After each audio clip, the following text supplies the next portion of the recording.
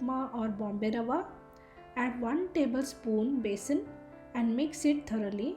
Besan helps to bind the rava with the phodis. Heat a pan over medium heat.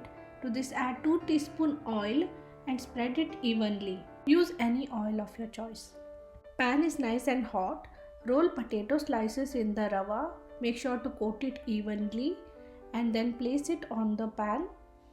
Repeat the process for all the potato slices. Add 2 teaspoons of oil and cook it for at least 3 to 4 minutes on one side. Gently flip the phodis and fry it for 3 to 4 minutes on medium heat, or cook until you see dark spots on both the sides. Use a knife to check if the phodis are cooked through completely.